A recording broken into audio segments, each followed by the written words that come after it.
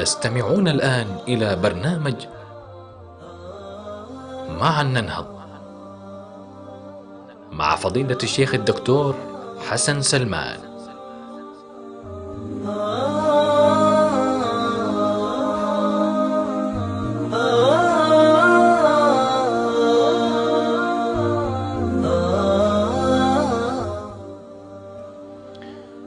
بسم الله الرحمن الرحيم.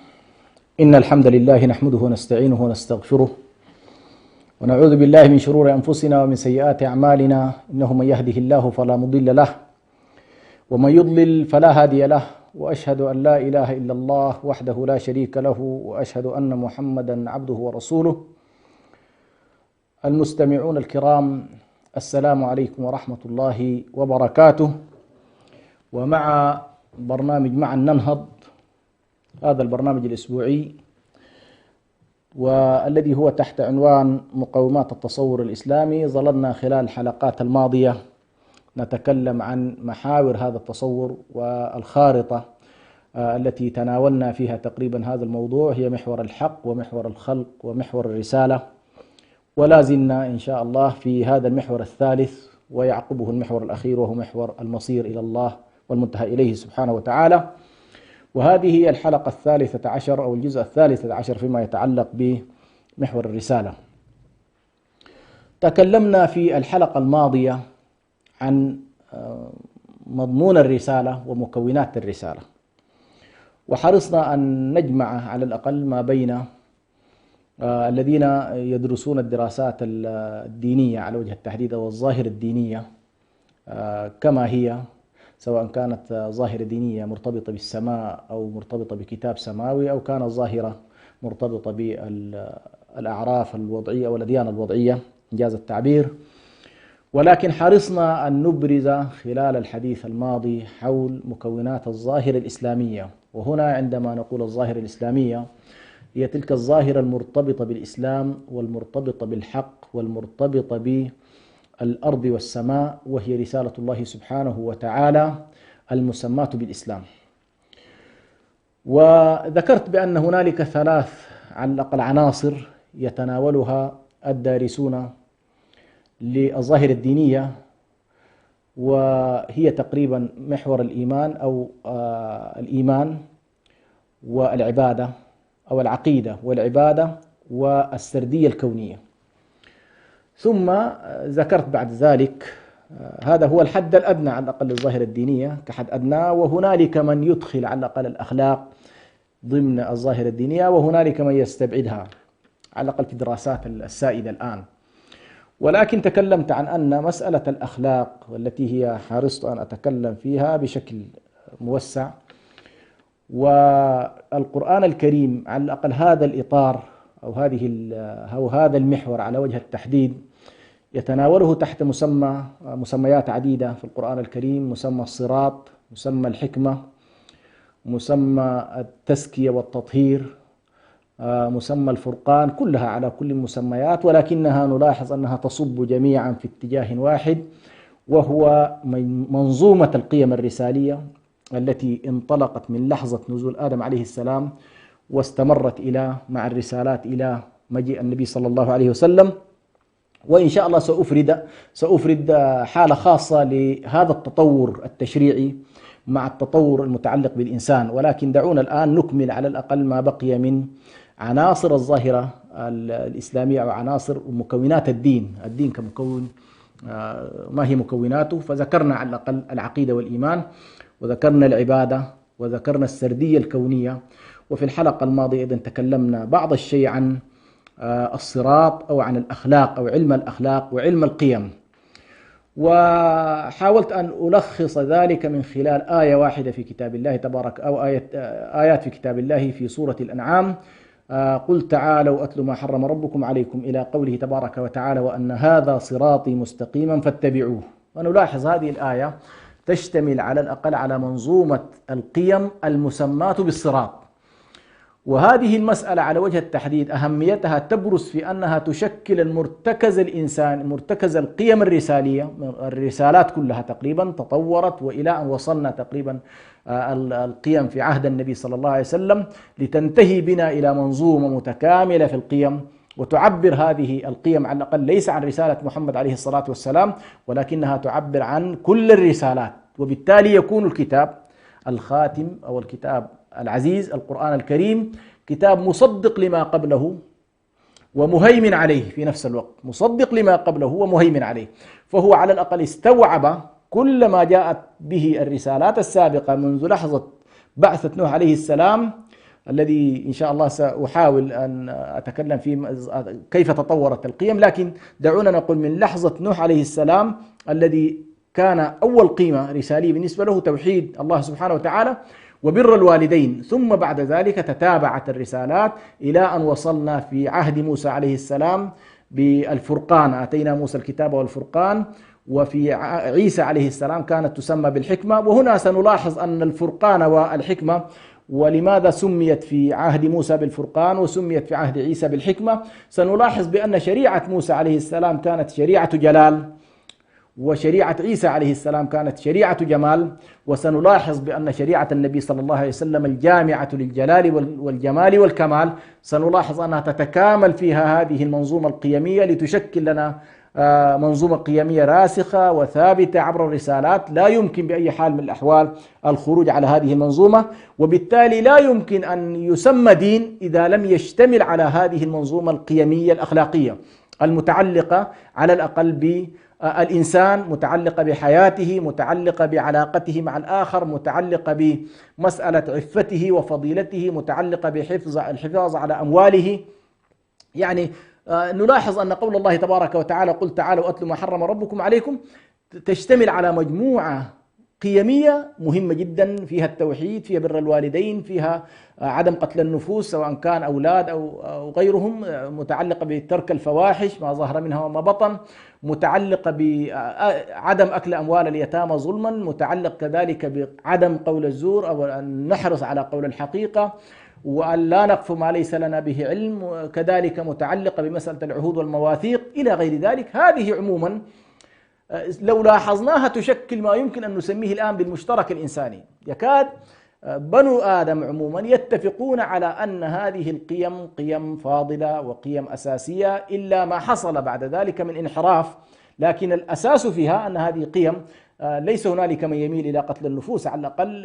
يعني ليست هنالك أمة من الأمم تبيح مثلا قتل النفوس، ليس هنالك أمة من الأمم تسعى إلى استضعاف الناس الضعفاء بالذات على وجه التحديد مثل الأيتام والعجزة وغيرهم. ليس هنالك من يقول بأن الوفاء بالعهود مسألة مذمومة. فالشاهد أن هذه يمكن أن نقول بأنها تشكل المشترك الإنساني. فهذه عموما تسمى السبيل وتسمى بالحكمة وتسمى بالفرقان. ولكن هنا نلاحظ أن الله سبحانه وتعالى هنا قال لكل جعلنا منكم شرعة ومنهاجا. هنا نلاحظ بأن هذا المنهاج ليس الذي أنزل على محمد عليه الصلاة والسلام في كمال شريعته كالذي أنزل على نوح عليه السلام منذ لحظة تأسيس الرسالة. يعني الرسالة هي نوح عليه السلام يعتبر لحظة نشأة على الأقل بالنسبة للرسالات، لحظة نشأة. إذا اعتبرنا على الأقل آدم عليه السلام هي لحظة البداية والتأسيس، لكن سنلاحظ أن آدم عليه السلام ارتبط يعني منظومته القيمي بأشياء مباشرة على كل تلقاها عن الله سبحانه وتعالى من أوامر ونواهي وتحديد للأعداء، وكانت كذلك النذر تتتابع عليه، السماء تتابعه بشكل مباشر. لكن سنلاحظ بعد ذلك ما الذي حدث. لكن هنا أن الله سبحانه وتعالى يقول لكل جعلنا منكم شرعة ومنهاجا. فنلاحظ أن هذه المنظومة القيمية أتت بكمالها عند النبي صلى الله عليه وسلم، ولكنها لم تكن بذات الكمال في السابقين، لم تكن بذاك الكمال في السابقين. فهنا نلاحظ كل جعلنا منكم شرعة ومنهاجا. إذن قضايا المنهاج فيها اختلاف، كما سيأتي أيضا في قضايا الشريعة بمعناها التفصيل البعد التشريع أيضا فيه اختلاف. سنلاحظ أن التشريع في عهد موسى، التشريع في عهد عيسى، التشريع في عهد محمد، التشريع في عهد هود، التشريع في عهد نوح ليس واحد. هنا سنلاحظ بأن الأصول الثلاثة الأولى التي ذكرتها فيما يتعلق بأصل التوحيد وأصل السردية الكونية وما يتعلق بقصة الوجود، وأصل العبادة اللي هو الاستسلام لله تبارك وتعالى، يشترك فيه كل الرسل. كل الرسل تجد أن شعارهم الذي يدعون إليه اعبدوا الله وحده، اعبدوا الله وحده واتبعون أو وأطيعون. فنلاحظ أن الاستسلام لله سبحانه وتعالى وطاعة الرسول هذا هو تقريبا المحور الأساسي للرسالات، ولكن كما ذكرت بعد ذلك يحصل التفاوت في إطار مكونات الظاهرة الدينية فيما يتعلق بالمنهاج وما يتعلق بالشريعة.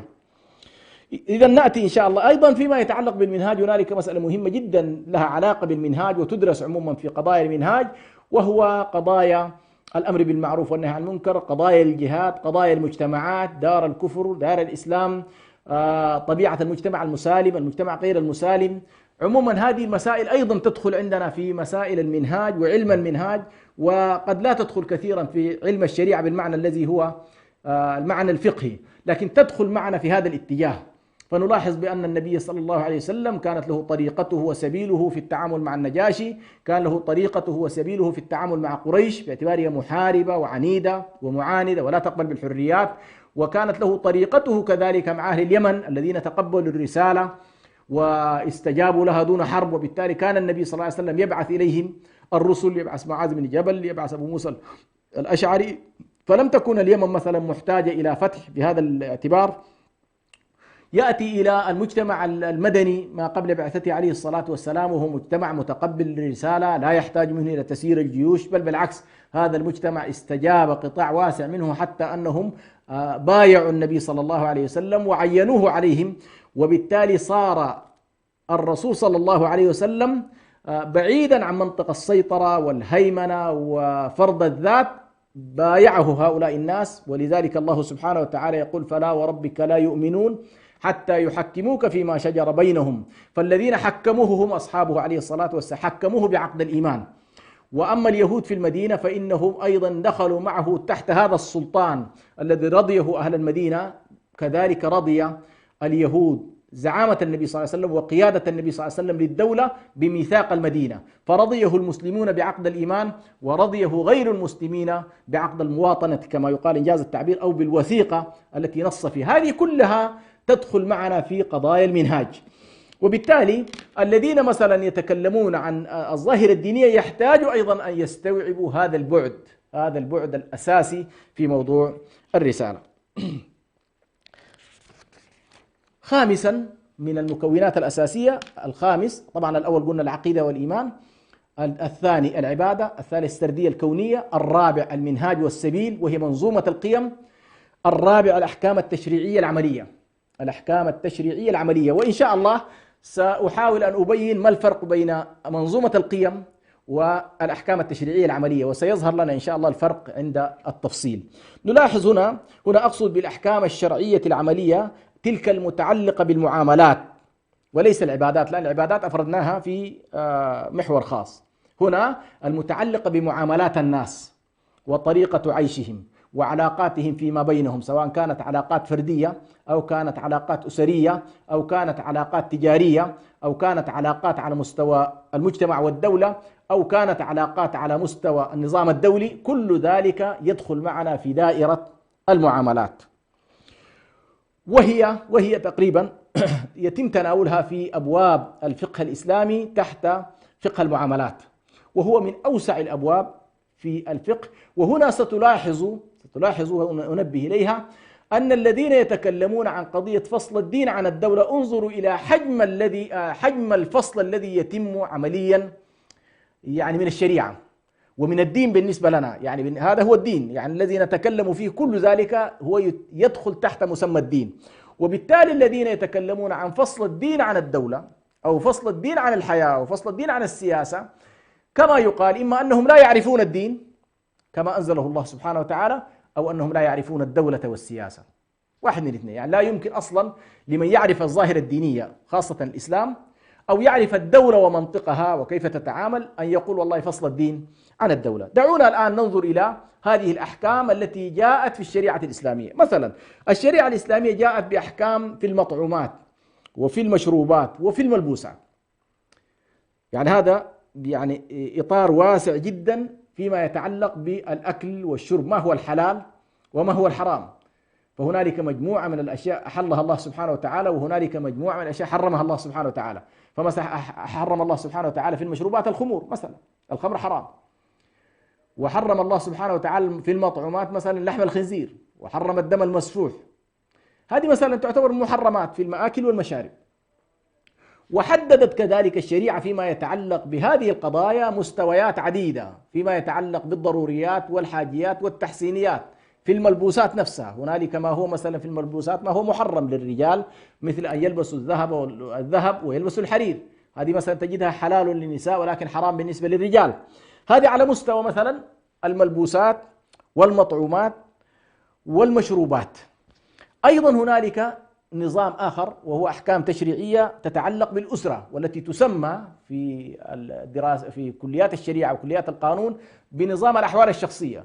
والأحوال الشخصية منظومة متكاملة في الشريعة، تبدأ من لحظة اختيار الزوج والزوجة لبعضهم، مسألة الخطوبة وما بعد الخطوبة، ثم العقد، ثم ما يحصل بعد ذلك من الدخول، ثم ما طريقة العيش ما بين الزوجين، حقوق الزوج، حقوق الزوجة، ثم إذا حصل بعد ذلك اختلاف ما بين الزوجين كيف ترتب عملية الطلاق، قضايا المتعة، قضايا العدة إلى غير ذلك. لاحظ هذا النظام المتكامل في نظام الأسرة. يمكن ببساطة شديدة جدا أن تخرج علينا منظومة دولية الآن تحت قضية فصل الدين عن الدولة، أن يأتوا إلينا بنظام متكامل مثل من نظام سيداو المتعلق بفكفكة الأسرة وتدمير الأسرة من خلال تدمير قوانينها.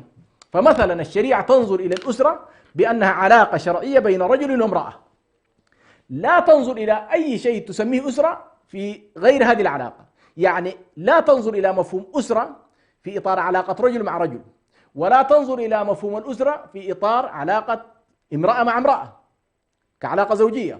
وبالتالي هي علاقة شرعية بين رجل وامرأة لبناء حياة مستمرة ينشأ من خلال هذه الأسرة الأطفال والأبناء الذين ينسبون شرعا إلى هذين الأبوين، وتترتب بعد ذلك أحكام عديدة جدا فيما يتعلق بأحكام المواريث مثلا تترتب على هذه المسألة. لاحظ أنت الآن من لحظة بدء العقد الصحيح وما يترتب عليه إلى لحظة الموت، كل هذا يدرج في إطار الفقه الإسلامي تحت مسمى على الأقل فقه الأحوال الشخصية. ثالثا أحكام المعاملات المالية، وهو منظومة الاقتصاد. أحل الله البيع وحرم الربا على الأقل كأساس. فهنالك مجموعة من البيوع مثلا منهي عنها. كل بيع فيه مثلا ربا فهو حرام، كل بيع فيه غرر فاحش فهو حرام، كل بيع فيه غش فهو حرام. يعني يحدد لك مجموعة من المعاملات المالية، يقول لك هذه لا تقربها، ثم بعد ذلك يقول لك والله أحل الله البيع وحرم الربا ولا تأكلوا أموالكم بينكم بالباطل إلا أن تكون تجارة عن تراض. فيجعل المعاملات المالية قائمة أساسا على فكرة التراضي بين البائع والمشتري، ثم ينظم بعد ذلك ما هو المسموح في إطار هذه العلاقة. ثم بعد ذلك يدخل الإسلام في إطار نظامه الكلي، مثلا نظام الكلي في إدارة حركة الاقتصاد فيما يعرف على الأقل بمنظومة الإنتاج، وكذلك يدخل معك بعد ذلك في منظومة التوزيع.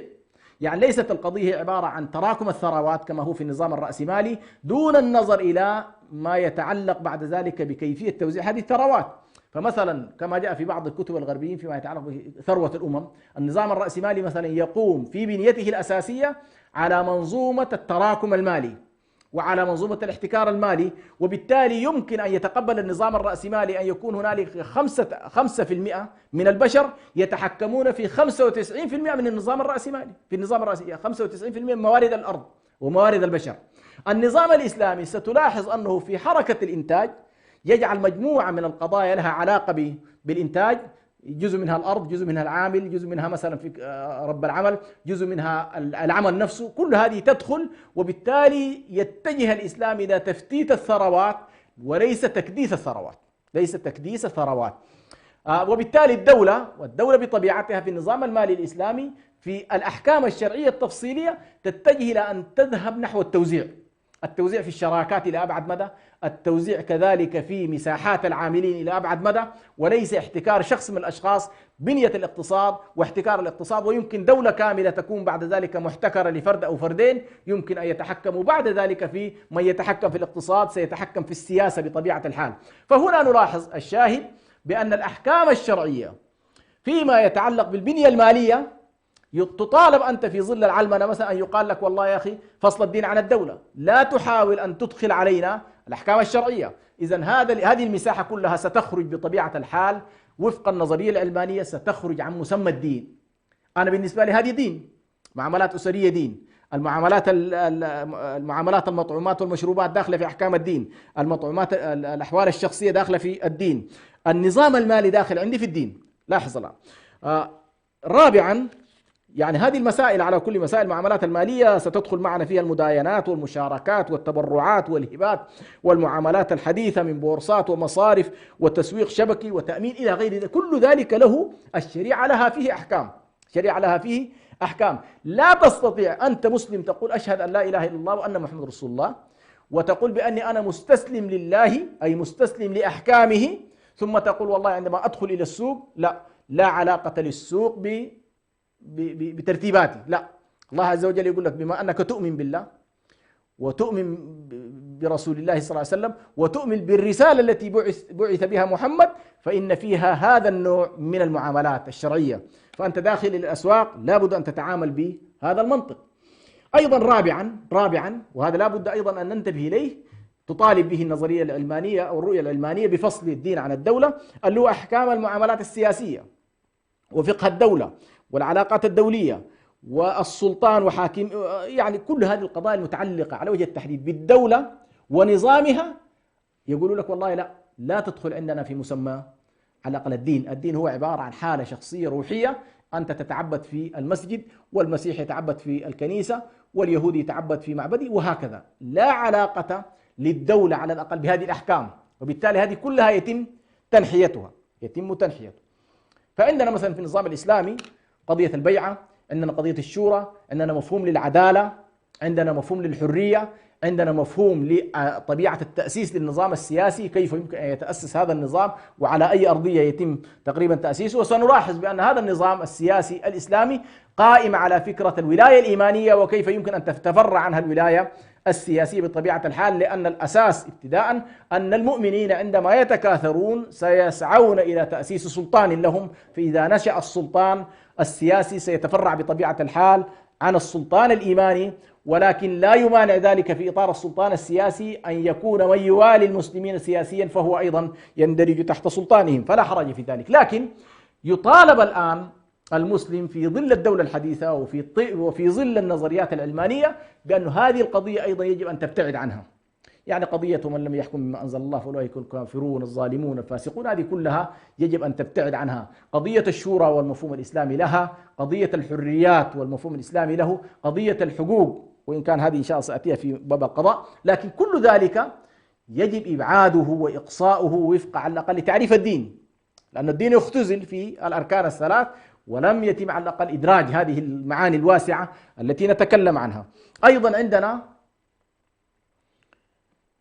عندنا أيضا أحكام الجنايات والحدود والتعزيرات، هذا أيضا إطار خامس أو باب خامس يدخل معنا في الأحكام التشريعية، لأن الآن هذا الركن الخامس ركن التشريع تكلمنا فيه عن 4، الآن هذا الركن الخامس الأحكام الجنائية.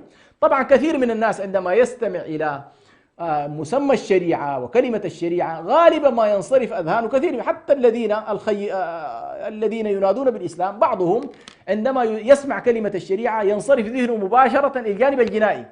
عندنا 5 حدود إذا لم تحكم أو لم نراها أو لم تكن حاضرة فإن الشريعة غير حاضرة.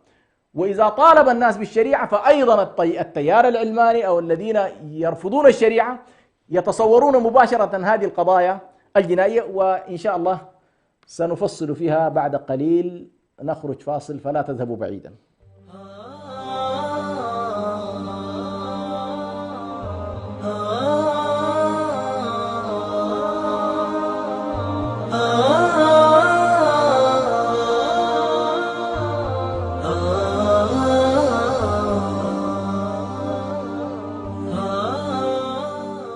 لم يكن الإعلام وليد عصر من العصور أو حضارة من الحضارات، فلا يوجد زمن من الأزمنة قديما أو حديثا إلا واحتل الإعلام مكانة فيه. ومن هنا انطلق راديو سلام مستخدما جميع الوسائل المتاحة على الأقمار الصناعية ومنصات البث على الإنترنت والتطبيقات، ليصل إلى جمهوره ليكون وسيلة إعلامية مسموعة متخصصة في الشأن الإريتري، ويبث باللغتين العربية والتجرينية على مدار الساعة. راديو سلام يخاطب المجتمع الإريتري كافة بجميع مكوناته، ويتفاعل مع قضاياه لترسيخ الانتماء وتجديد الوعي وتحقيق السلام والريادة، ويبث على الأقمار الصناعية والمنصات الإلكترونية كافة، وكانت أهدافه تعزيز قيم السلام والإخاء والتصالح والعيش المشترك، نشر قيم الإسلام وأخلاقه وتعزيز الأعراف والأخلاق الفاضلة، ترسيخ مكانة المرأة وتفعيل دورها في المجتمع والعناية بقضايا المرأة والطفل والشباب وكبار السن، المساهمة في التنمية ومواجهة الفقر والجهل وتوطين اللغة العربية. اكتمل بث راديو سلام على المنصات التالية: على القمر الصناعي نايل سات على التردد 12687، وعلى متجر الأندرويد والأبل، وعلى الموقع الإلكتروني سلامميديا61.com، وعلى جميع وسائل التواصل الاجتماعي. راديو سلام، سلام ووئام.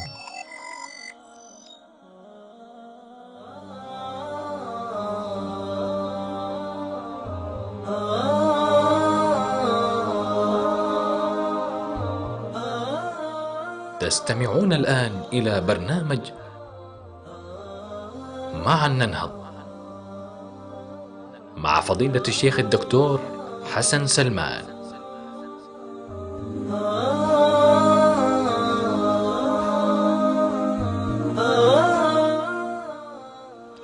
بسم الله الرحمن الرحيم، الحمد لله رب العالمين، والصلاة والسلام على رسول الله الأمين وعلى آله وصحبه أجمعين. أما بعد، نواصل إن شاء الله فيما انقطع من حديث، وكنا نتكلم عن مسألة التشريع وظاهرة الشريعة، على الأقل الأحكام التشريعية ودخولها ضمن مكونات الدين كدين، وبالتالي نحرص على أن يستبين المسلمون على الأقل سبيلهم فيما يتعلق بتعريف الدين، لأن أحيانا أخطر ما يواجه الناس هو التضليل في المصطلحات. فالشخصية الغربية، الشخصية الأوروبية، الشخصية العلمانية التابعة كذلك ومستلبة ثقافيا، يحاول أن يأخذ تعريفا واصطلاحا لمفهوم الدين في الإطار الأوروبي، ويحاول أن ينزله عندنا في الساحة الإسلامية وفي المشرق على وجه التحديد. وهنا بالتالي يعني ما حرصنا عليه خلال الفترة الماضية هو أن نبين على الأقل مفهوم الدين بالنسبة لنا، لأننا مطالبين بأن نحاكم نحن إلى مفاهيمنا وليس أن نحاكم إلى مفاهيم الغير. فذكرت بأن الأحكام التشريعية يدخل فيها الأحكام الأسرية، يدخل فيها أحكام المطعومات والمشروبات، يدخل فيها أحكام المعاملات المالية، يدخل فيها قانون الأحوال الشخصية، يدخل فيها جملة مما يتعلق بالأحكام المعاملات السياسية، ويدخل فيها كذلك فقه الدولة وطريقة تأسيس النظام السياسي في الإسلام، وتدخل فيها كذلك العلاقات الدولية. ولعل من أوائل الذين صنفوا في التاريخ الإسلامي في قضية العلاقات الدولية تحت مسمى فقه السير أو أحكام السير هو الإمام محمد بن الحسن الشيباني، صاحب كتاب السير الكبير، وهو من أفضل من كتب أو من أفضل من كتب في التاريخ، من أفضل من كتب في العلاقات الدولية والنظر إلى قضايا الديار وأحكام الديار والعلاقات ما بين المسلمين وغير المسلمين في إطار على الأقل واسع. وهو من أكثر الذين على الأقل خرجوا كذلك عن يعني المصطلح الثنائي البحت اللي هو دائرة دار الإيمان ودار الكفر فقط، ليقول بأن هنالك دار ثالثة وهي دار الدعوة أو أرض الدعوة. فالشاهد بأن كل ذلك نلاحظ الآن مثلا محمد الحسن الشيباني كتابه هذا يعتبر من أفضل الكتب التي ربما يعتني بها حتى أهل الجامعات الغربية، وبعض الجمعيات تأسست في أوروبا باسمه اهتماما به واعتناء كذلك بما كتب، ثم اعترافا بفضله بأنه من أول من كتب في العلاقات الدولية، ربما لم يسبقه غيره فيما يتعلق بهذا المجال. الشاهد كل ذلك ربما ونحن نتكلم عن الشريعة لا يكون في بالنا، يكون في بالنا فقط عندما نتكلم عن الشريعة هو والله عندنا مجموعة من الأحكام الجنائية، والأحكام الجنائية في التصور الإسلامي هي تأتي كأحكام راعية لهذا البناء العظيم، البناء التربوي، البناء التعليمي، البناء التأسيسي، البناء التشريعي المتعلق بتنظيم الأسرة، البناء المتعلق بعلاقات المجتمع والجوار، علاقات تأسيس النظام السياسي، إلى أن نصل أخيرا إلى أن يحمى كل ذلك بما يسمى بقانون العقوبات.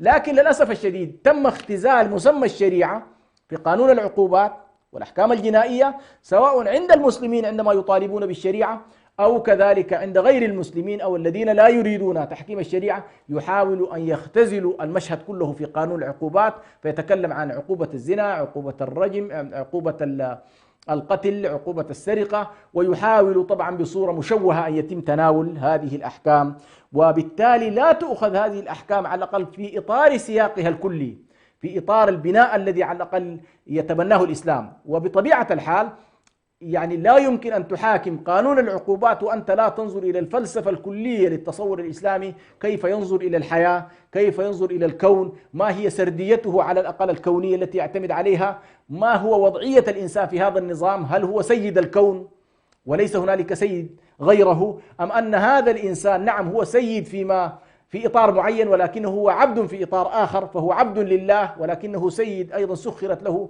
كثير من القضاء. هذه كلها لا يمكن أن تختزل، باختصار لا يمكن أن يختزل المشهد كله في قانون عقوبات معزولة على الأقل عن سياقه، عن سياق النظام. مثل هذه الحالات نفسها تقابلنا في علم المواريث، تجد أن الواحد يقول لك والله يا أخي عندنا مشكلة في المواريث، وهو أن الإسلام ظلم المرأة، وأن قضية للذكر مثل حظ الأنثيين هذه مشكلة، فيقول لك والله يا أخي الإسلام ظلم المرأة. يا أخي هل أنت وقفت على أحكام المواريث؟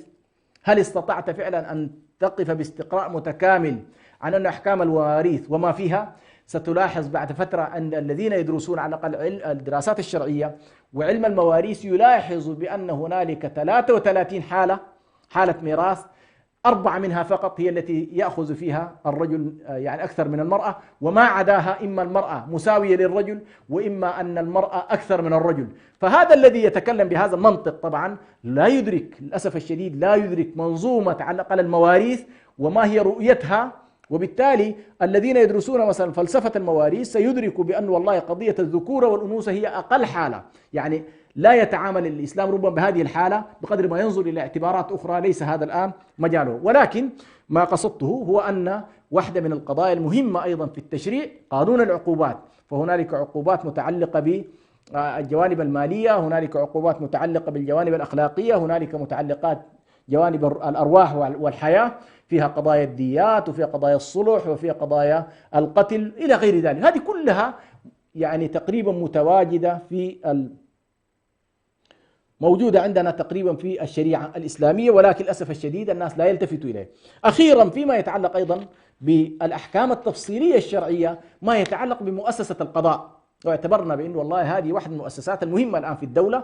أيضا الشريعة الإسلامية جاءت بأحكام مفصلة، والفقه الإسلامي كتب أيضا بالتفصيل عن هذا المجال، كتب عن قضايا الدعاوى والإجراءات وقانون الإثبات والأحكام التشريعية في هذا الاتجاه، والقاضي وشروط القاضي وطريقة المحاكمات، كل ذلك في سبيل تحقيق هذا الركن العظيم في الإسلام وهو ركن العدالة واستقلالية القضاء. ولعل أول ما تبادر إلى الصحابة رضوان الله عليهم بعد موت النبي صلى الله عليه وسلم، والذي كانت تجتمع فيه كل السلطات بحكم رسالته ونبوته، لكن لا يمكن أن يتوفر ذلك لغيره عليه الصلاة والسلام، فأول ما فكر الصحابة رضوان الله عليهم بعد بيعة أبي بكر هو فصل أمرين أساسيين: فصل القضاء بتعيين عمر بن الخطاب رضي الله عنه، وفصل بيت المال بتعيين أبو عبيدة عامر بن الجراح. وهنا نلاحظ أن الصحابة انتبهوا في وقت مبكر إلى فكرة الفصل وعدم تركيز السلطة كلها في يد شخصية واحدة، حتى ولو كان ذلك أبو بكر الصديق رضي الله عنه. فالشاهد أن هذا المجال أيضا من المجالات التي ربما فيها تفصيل يعرفه الذين درسوا الشريعة وعرفوا الفقه، ولكن هنا نلاحظ الذين يطالبوننا كذلك بفصل الدين عن الدولة. بطبيعة الحال كل هذا المجال والأحكام التشريعية المتعلقة به يحرص أيضا ألا يقترب الناس منها.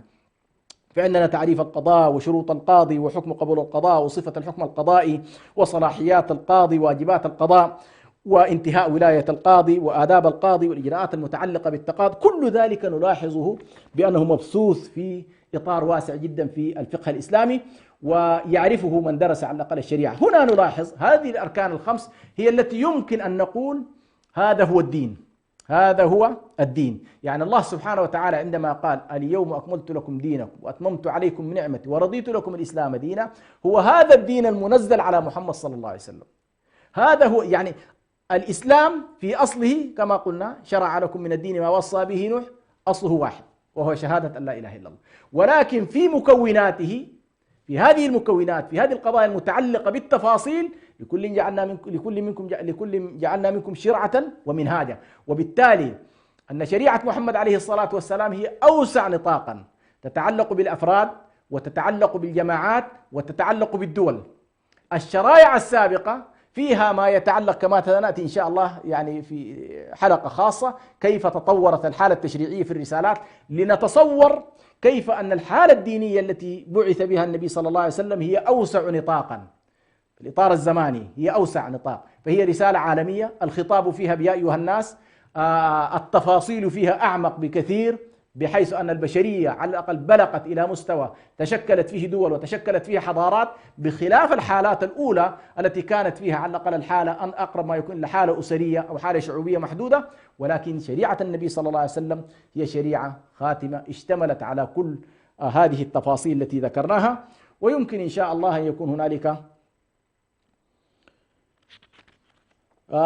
يمكن أن نقف إلى بعض الوقفات إن شاء الله حول القيم والأخلاق والأحكام التشريعية. يعني الآن أنا ذكرت على الأقل منظومة القيم في اهدنا الصراط المستقيم، وذكرت بأنها في إطار قل تعالوا أتلوا ما حرم ربكم عليكم، أعطتنا مساحة لا بأس بها من قضايا القيم وقضايا على الأقل الثوابت الكلية التي تشكل مرتكزات الدين وتشكل ثوابته مع العقيدة ومع العبادة ومع السردية الكونية، تشكل لنا منظومة الصراط المستقيم على الأقل من الثوابت الأساسية، لأنها في كليتها سنلاحظ بأنها يتم حماية على الأقل المجتمع في منظومته القيمية المتعلقة بالدين، المتعلقة بالعقل، المتعلقة بالأعراض، المتعلقة بالأنساب، المتعلقة بالنسل البشري واستمراره، المتعلقة بالأموال. هذه الكليات الخمسة تكاد ترعاها منظومة القيم التي تحدثنا عنها.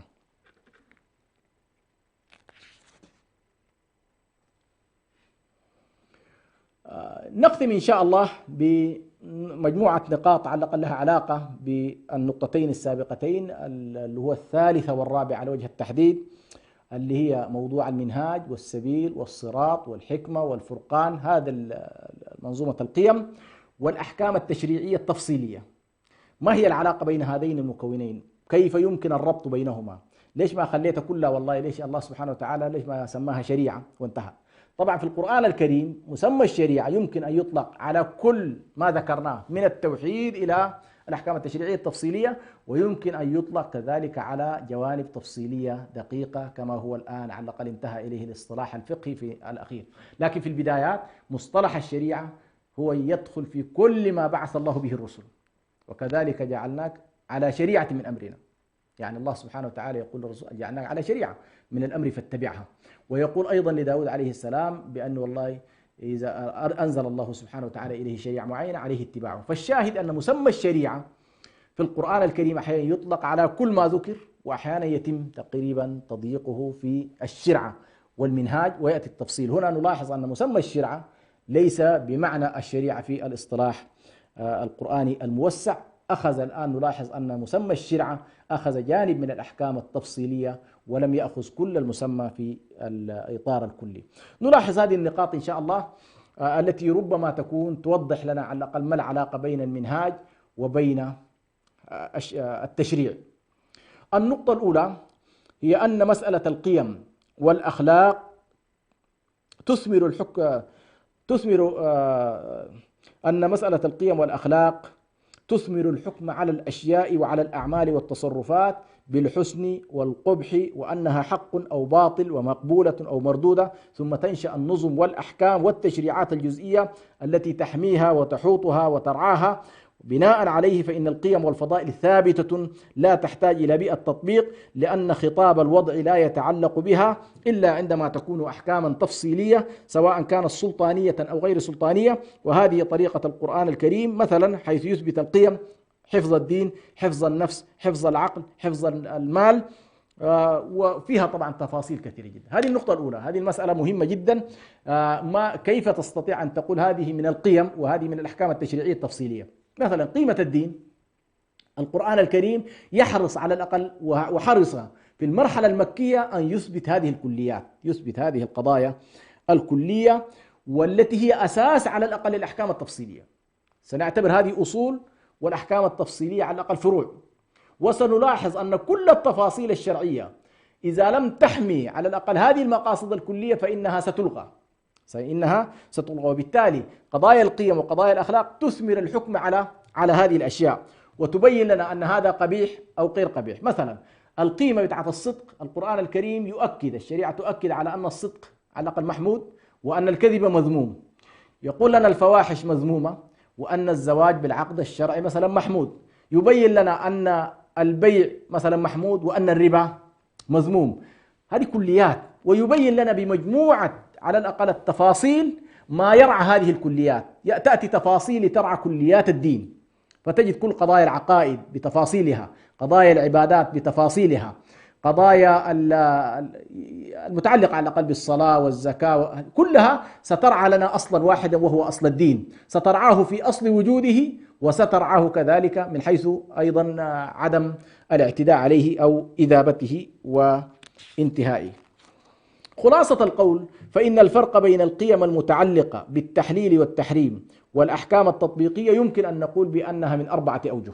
يمكن أن نقول بأنها من 4 أوجه بعد أن أثبتنا بأن قضايا القيم والأخلاق هذه كليات كبرى والتشريعات جزئيات تفصيلية صغيرة.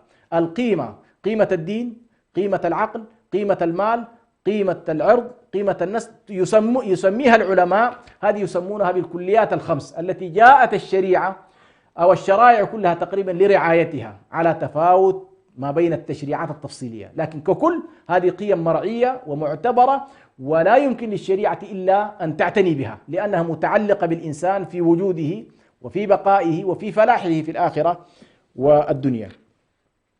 ما هي هذه القضايا الأربعة التي على الأقل يمكن إن شاء الله أن ننظر إليها كوجوه ما بين القيم وما بين الأحكام التشريعية التفصيلية؟ أولا سنلاحظ أن القيم ثابتة من كل وجه، أن القيم ثابتة من كل وجه وهي قطعية. يعني قيمة الدين قيمة قطعية لا جدال فيها. قيمة حفظ العقل بغض النظر عن تفاصيل قيمة ثابتة لا جدال فيها. قيمة العفة والفضيلة وترك الفواحش قيمة ثابتة لا جدال فيها. قيمة حفظ الأموال وتنميتها وعدم الاعتداء عليها وعدم كذا هذه قيمة ثابتة لا وقطعية، كل نصوص الشريعة تؤكد لنا ذلك. قيمة حماية الأعراض وصيانتها وكذا قيمة ثابتة. قيمة استمرار النسل البشري وحفظ الفروج من القيم الثابتة. إذن هذه سنلاحظ أن القيم هي عبارة عن هي ثابتة من حيث القطعيات، فأحكامها قطعية، وقطعيتها غالبا ما تكون من خلال استقراء نصوص الشريعة كلها ليس بنص واحد. فحفظ الدين لا نأخذه من نص واحد، وحفظ المال لا نأخذه من نص واحد، يعني هي مجموعة نصوص تضافرت من خلال تتبع العلماء لاستقراء هذه الأحكام التفصيلية ليخرجوا لنا بحكم قطعي ثابت لا يتعرض إليه الشك. أما الأحكام التفصيلية، الأحكام التشريعية التي ذكرناها في الفقرة الخامسة، الأحكام التشريعية منها ما هو قطعي ومنها ما هو اجتهادي ويدخل تحت أبواب الفقه.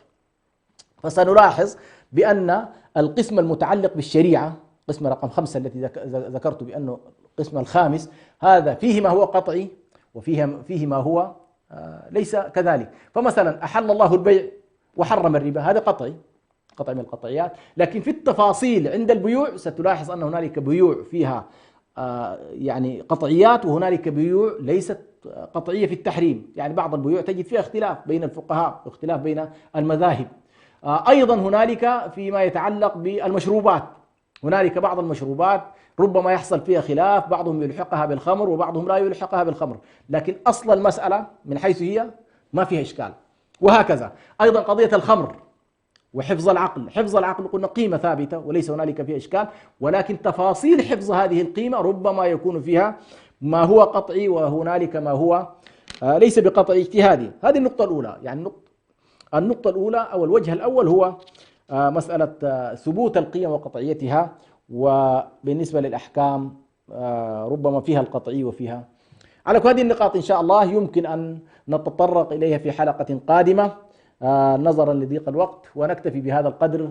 والسلام عليكم ورحمة الله وبركاته، وتابعوا إن شاء الله الحلقة في موعدها من الساعة 8 بتوقيت مكة وتوقيت أسمرة في هذا التوقيت من كل خميس، وجزاكم الله خير والسلام عليكم.